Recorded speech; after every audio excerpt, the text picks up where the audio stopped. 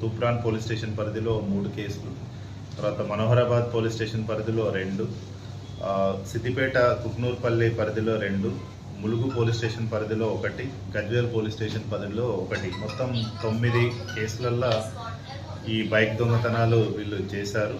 ఈ ఇద్దరు కూడా మన వర్గల్ మండల్ సిద్దిపేటకి చెందినవారు, బూరుగుపల్లి స్వామి అండ్ బూరుగుపల్లి మల్లేష్. ఇద్దరు కూడా 35 and 38 ఇయర్స్ ఉన్నాయి.